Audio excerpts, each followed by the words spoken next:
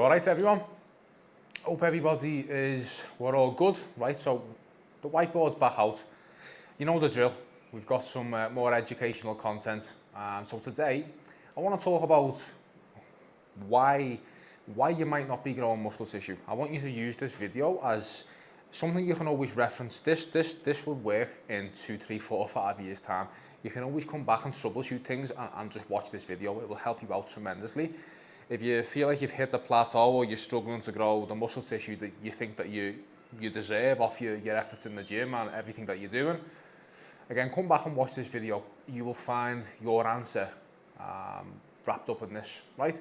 So this is something that I have to troubleshoot. You know, let's say if I start with a new client and I onboard a new client and we're working together, you know, getting a couple of fundamentals in place, and we're troubleshooting things to how someone might have trained or what they might have been doing. So when they come to me, and we have to go through things with a fine comb and fix things. Because again, that's why a lot of people come to me, because they're not happy with the results. So we have to go through a lot of this. So let's get into it. These are the big reasons why someone is not growing as much muscle tissue as they think they deserve, or this is what you need to focus on if you're trying to gain as much muscle as you can, or that's your priority with your training, right? So the number one rule with all of this, you've heard me talk about this. If you go back to my previous videos, you know I love talking about stimulus, recovery, adaptation. That is the number one rule, which underpins everything that we do inside the gym. Now, whether we're trying to get bigger muscle tissue for bodybuilding, hypertrophy goals, whether that be we're trying to get a bigger deadlift, a bigger bench press, powerlifting purposes, whatever we're trying to train for, it's all about this stimulus, recovery, adaptation. Your body will adapt to the stimulus that you provide if recovery is in place. And this is what we're trying to get a run of. Again, if you go back and watch my design and a program video, that's what we're trying to set up with everything. It's to get our stimulus on point, get your recovery on point, which then allows adaptations to take place. That is the key. It goes in 3 pieces. If you miss one of these, the whole process falls down. So you have to get your stimulus right, you have to get your recovery right, which then allows adaptation to express again and be shown in the gym with more muscle tissue, more strength. The adaptation is from you doing the work with the stimulus and the recovery. If they're off, no adaptations take place. So that's why that's the number one rule. And if you understand that, what I'm about to talk through now, it makes even more sense, because it all underpins this. So I need you to all understand stimulus, recovery, adaptation, because there can be people, you might train great, you're training, you might have a great training program, you might train with good technique, all of this stuff might be on point, good stuff. But if your recovery is off, if you're training too many days, if your food is just dog shit, you're not sleeping enough, you're not then allowing your body to recover from the stimulus to make adaptations. Vice versa. You can have the best recovery in the world, you can eat perfect, you can sleep like a champ, but if your training is shit, you're not going to cause a stimulus to be able to recover from, to then adapt to. That makes sense?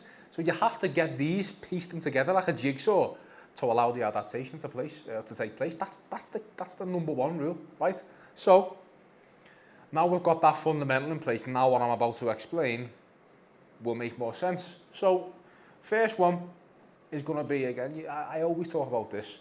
The number one mistake that people make in the gym is it's not enough training intensity, which then allows them just to push and do too much volume. They do endless sets of shit because their intensity and their effort with the sets, it's off. They're leaving too many reps in the tank. They're not pushing all the way there, pushing through that discomfort zone where the reps really start to slow down. They're not pushing into that zone. So then this is where people end up doing 30, 40 sets in a warehouse, because the intensity and effort of the sets that they actually do, it's off. So then it all blends in together to not enough intensity, which then bleeds into too much volume. So then your stimulus is off. That makes sense. The stimulus is just poor, because the intensity isn't, the sets are not being took where they need to go to stimulate and spark muscle growth. So that's the first thing. You need to make sure you're checking your training intensity. Make sure you're really pushing and your sets are really starting to slow down towards the end when you're on the contraction point. It should involuntarily slow down as you're really pushing and grinding, and you've got to embrace the suck and embrace the pain with some of those sets. And when you do that, all of a sudden you realise, okay, we can't do too much volume here. It can't be all the way up here. It's going to have to come down a touch into sort of manageable ranges. A decent range in terms of set numbers in a session, anywhere from, on average, around 10 to 15 legit sets in a session. Some upper body sessions may be a tad higher, but that's a decent ballpark range. 10 to 15 sets, all out sets in a session, is going to be far superior than coming in doing 30 sets of shit. So make sure, again, your set quality, your intensity is on point. And that's number one. So then you tick the box for good stimulus. And if you haven't got that, you're fighting a losing battle. So again, that's number one, right? The next one is chasing logbook numbers and just chasing a +1, chasing extra reps, adding more weight too aggressively than you allow your technique to slip. Now, let me give you an example. What do I mean by this? Because we know, as I always talk about, we have to progress our lifts in that 4 to 20 rep range. That's vital. If we want to build muscle tissue over time, we're going to have to get stronger. Again, strength and muscle tissue go hand in hand, but there's a caveat with that. What do a lot of people do? They start logging all of their training. Great, that's what we want to do.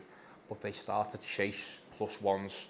They start to allow technique to slip in order to get that +1, in order to add a little bit more weight to the bar. They lack patience. You're not comfortable enough just holding the same weight for the same reps for a couple of weeks and knowing that that's fine. You're not going to get a +1 every week. You're not going to be able to add weight every week, and it's being comfortable and understanding that your lifts must progress, but over time. Over time is key. That doesn't have to be weekly. That can be every 3, 4, 5, 6 weeks. That's fine. If it takes you 5, 6 weeks to get an extra rep and a 2.5 pound on a lift, great. You're still progressing your lifts. You're still satisfying progressive overload, but you're not letting technique go to shit, and you're not just chasing logbook numbers. Because if you do that, yes, you might think that you're getting a +1, you're getting an extra rep, you're adding more weight to whatever movement you're doing. You may think that progressive overload is happening, but if you're changing your technique and it's getting worse as the load is going up and you're getting extra reps, what's happening here? Your stimulus is dropping off because you're allowing poor technique to take over. You're using too much momentum, too much secondary muscles, there's not enough control, too fast eccentrics bouncing out the bottom. So now what's happening is that your stimulus is just dropping off because you're chasing logbook numbers. Makes sense? This is a big one that a lot of people go down. I've been down it myself. Again, so if you need to progress with standardized technique and just hold yourself to disciplined, good technique, and the adaptations, they will take place, but it's a patience game, right? So they're the two big things in terms of stimulus that you've got to look out for, right? Again, someone can be training with enough intensity, you can really be training hard, but if you're chasing logbook numbers with shit technique, your stimulus is going to drop off, right? So big one, goes under the radar. So they're the big two of our stimulus rocks, right? Now let's get into the recovery, the recovery fundamentals and the basics. A lot of this won't be new to a lot of you, but again, you need to make sure this is in place because it's a big piece of the jigsaw that we're trying to bring together. Poor programming. Now, what do I mean by poor programming? I'm not going to go into detail in terms of, your upper, lower, push-pull legs, full body, what's best. Again, you can go back and watch the full library of YouTube videos on all of those splits that I've got here. Go back and watch those. I break them all down in detail. But poor programming, the number one thing with this would be, number one, not enough rest days throughout the week. You've got people who are trying to train 6, 7 days a week. And again, you're missing out on this recovery. Your stimulus might be okay, but you're missing out on that recovery. So you're not allowing the body to adapt. The muscle is going to be worked and it needs to recover and adapt outside the gym. It doesn't happen in the gym. Inside the gym is your stimulus. So you need to allow this to take place. So if you're in the gym 6, 7 days a week, number one, likely you're not training hard enough, you're not pushing it, and so you're just impeding your recovery process. For the overwhelming majority of people that I work with, most people train anywhere from 3 to 5 days. There's always minimum 2 days of rest throughout the week. I just don't see how anyone can be training hard enough and pushing 6, 7 days in the gym. Most people tend to do well on 3 to 5 days. in the gym. So then that gives you, you know, a couple of rest days throughout the week to allow this process to happen. So that'd be the first one. The second thing with the poor programming element would be you're bunching sessions too close together where you're hitting the same muscle group. You're not focusing on the overlap. The overlap and crossover stimulus that can happen with muscles. So as an example, you might have someone who is training 5 days a week and they do a push session on a Tuesday, and on the Wednesday they do an arm session. If you've done a push session the day before, your triceps are being absolutely nailed, and then you're coming in the next day and you're doing push downs, overhead extensions, trying to do dips. You've just absolutely crushed all of your press and musculature on the Tuesday. So then you're coming in on the Wednesday with an arm day. Can you see what I mean with that? It's not enough recovery time in between hitting a muscle group. For the most part, you're going to want at least 48 to 72 hours before hitting the same muscle again, at least. Again, to allow this process to happen. So that'll be the poor programming, big rocks that you need to look out for. Next one, obvious, poor nutrition. Again, if someone is just, you can train as hard as you want, but if you eat like shit, if you eat like a child, like just poor total calories, you're not tracking what you're eating, you're not tracking your protein intake, your micronutrients, everything's just off, you're going to struggle to go through the recovery process. That should be obvious, but that's a fundamental. You need to eat like you mean business, of course. And then the other thing with poor nutrition, it's not so much poor nutrition, you just need to understand that the state that you're in to allow recovery to happen. If you're in a diet phase or a deficit, you don't have the same raw materials coming in. So again, in a diet phase, your recovery is going to be slightly diminished. We're not trying to build muscle tissue in a diet phase. It's going to be very hard to do that. So if you're in a diet phase, that's obviously one of the main reasons why you're not growing, because your stimulus is there to retain muscle tissue, but your recovery process in terms of growing and adding muscle tissue, it's not going to be there because you're not in a slight calorie surplus or minimum maintenance. Makes sense? So they're what you need to look out for in terms of nutrition. And then the final one, obvious, poor sleep and stress management, they tie in together. If you're not sleeping enough, again, you're 7, 8, 9 hours in that range, that's where you're going to recover. It's when you're sleeping. One of the best and most powerful things you can do for recovery. So if you're sleeping 3 or 4 hours a night, you're watching Netflix, you're playing the PlayStation, you're talking shite on your phone all night, which is then affecting your sleep, your recovery process is off.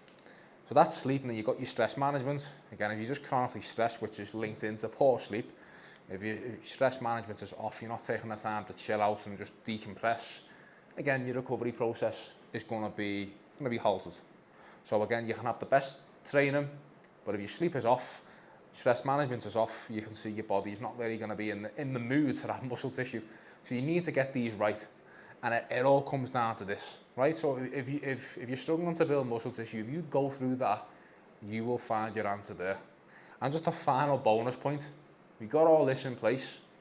The final one, patience.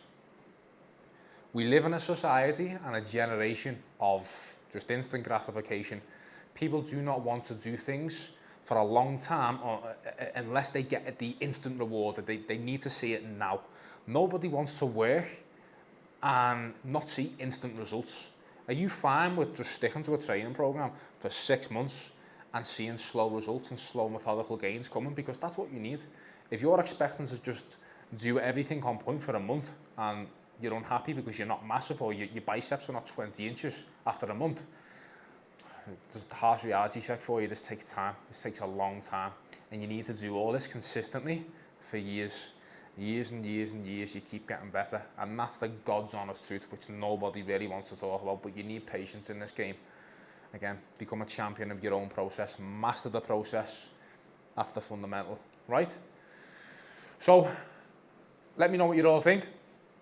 If anybody is interested in online coaching and working with me directly, let me know. Give me a message down below, drop me a comment. You can message me on Twitter or Instagram, let me know, and we can get you sorted. All right, but again, hope everybody enjoyed the video. Any questions, drop them down below. Speak to you all in the next one.